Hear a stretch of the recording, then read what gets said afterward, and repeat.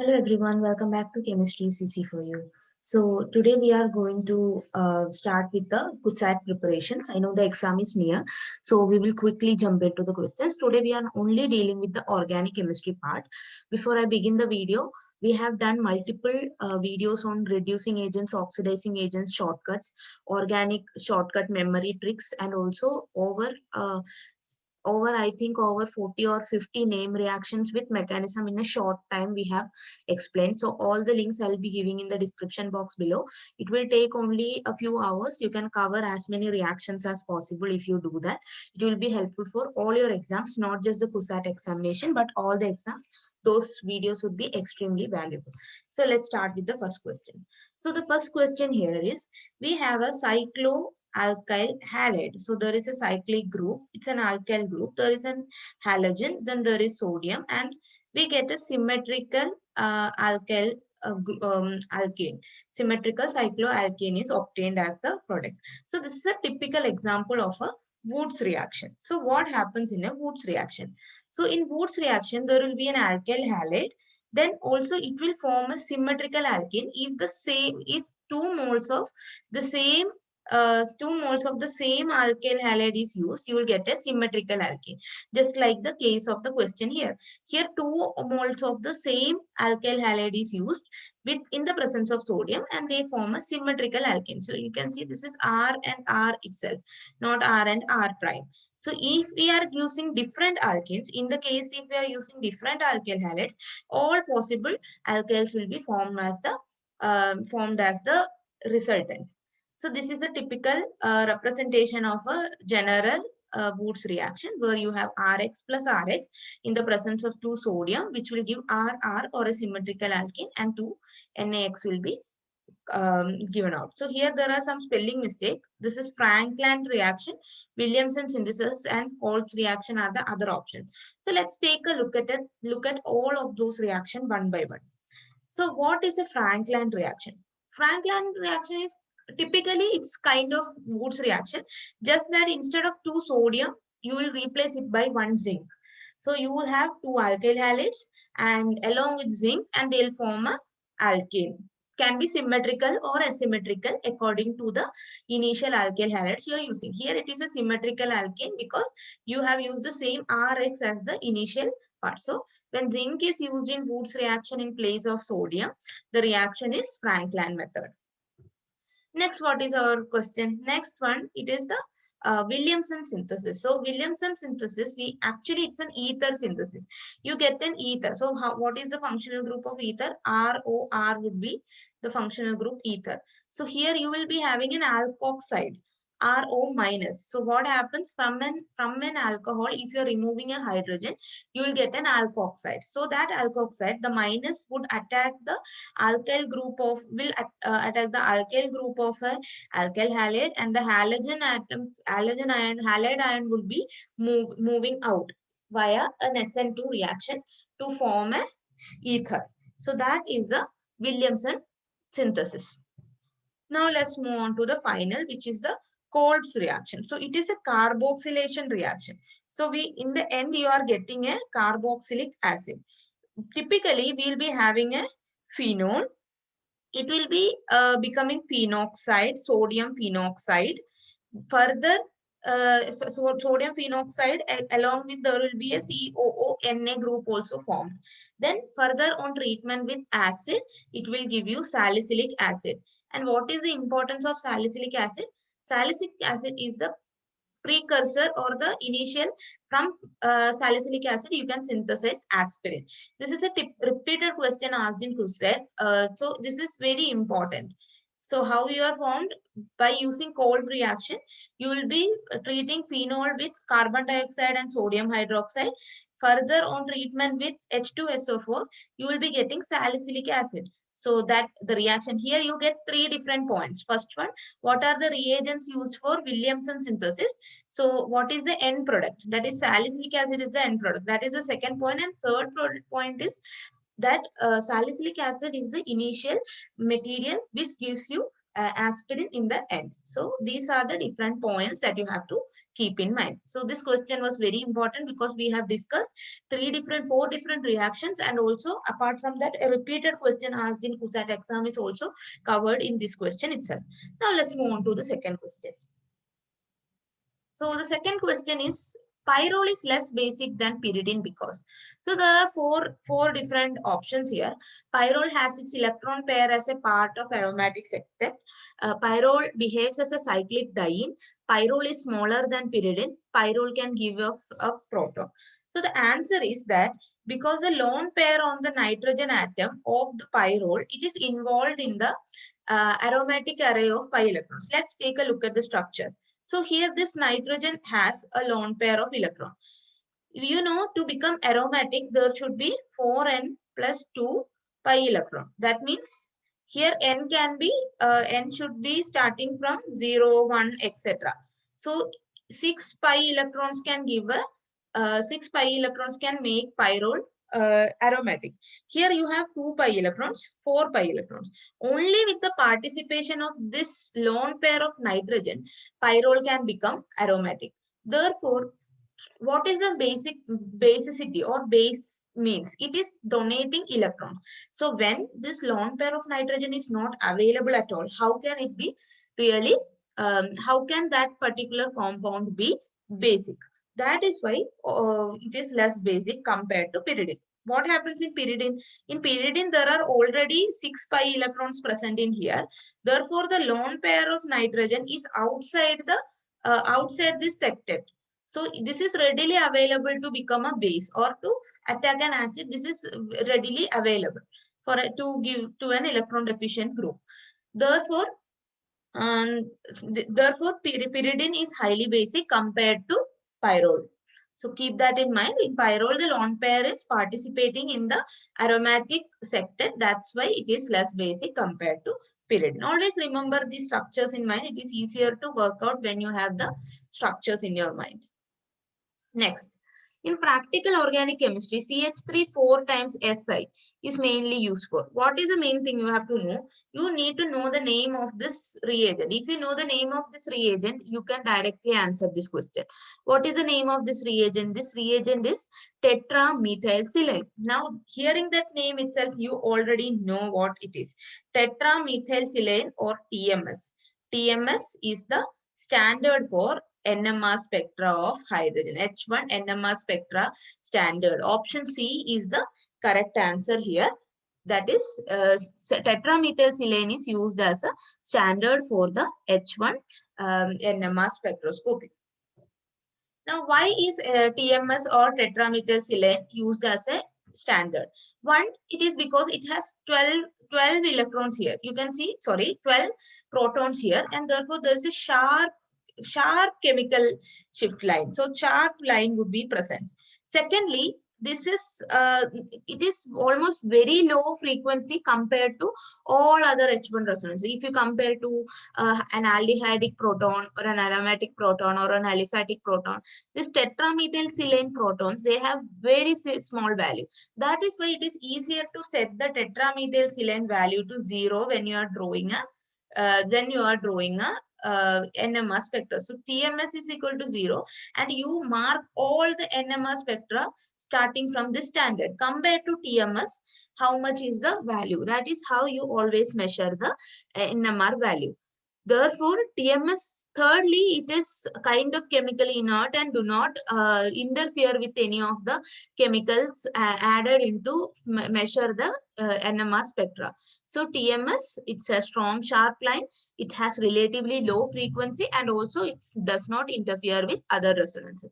Therefore, this is used as a standard for the NMR spectra. Next, let's move on to the next question.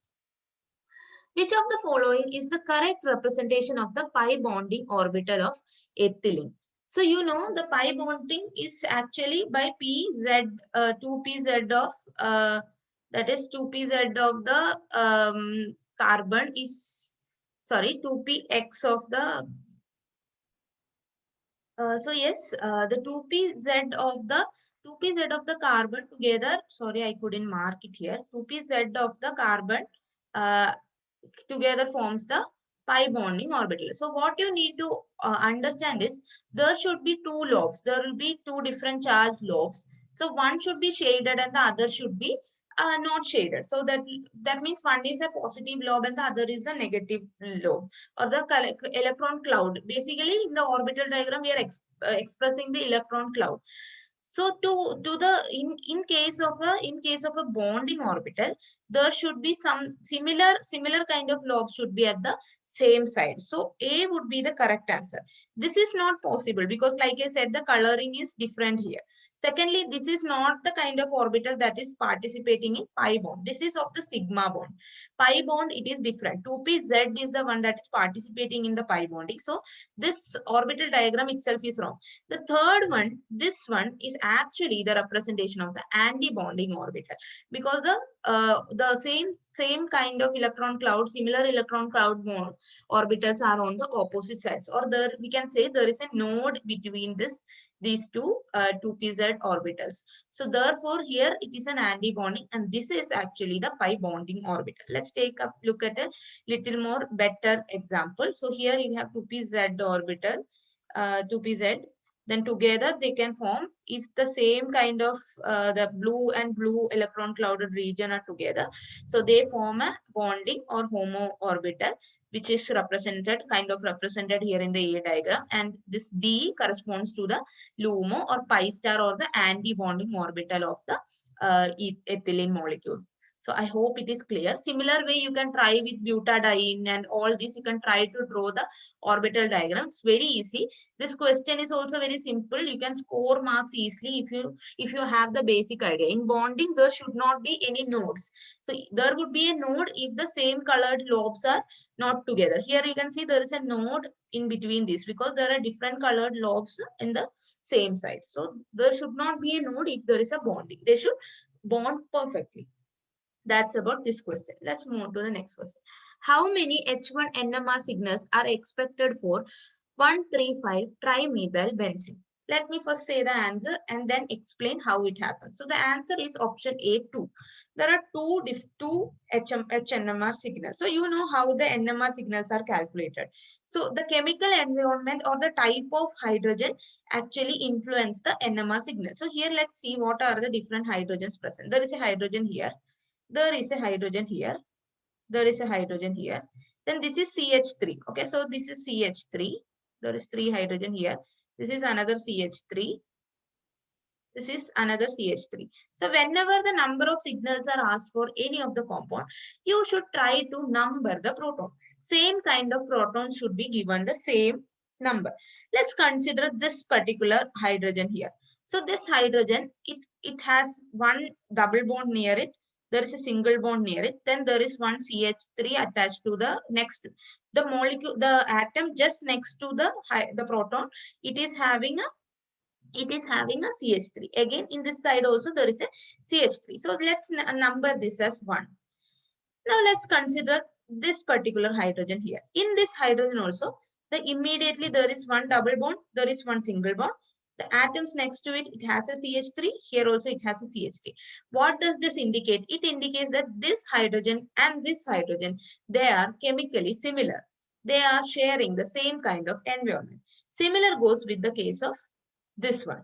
So you have all the three of these hydrogen, they are same. So that they give one signal. And the second part, there will be this methyl group.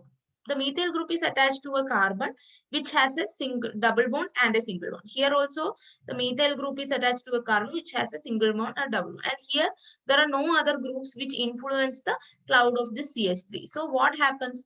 All these CH3 protons, that is the H3 of the H of the CH3 proton, they are similar, chemically similar. Therefore, there are only 2 types of protons in this. The total type of chemical types of the protons gives the total number of signals. So there are only 2 types of protons here, and therefore there will be only 2 H1 NMR signals. Let's take a look at it once again. So what you will do, first of all, you will take a look at each of the proton and the immediate chemical environment of that proton. If they are similar, they will be of the same type and they will give a single signal. If they are different, they will be giving two different signals. So there are two types of proton here, but the number is different.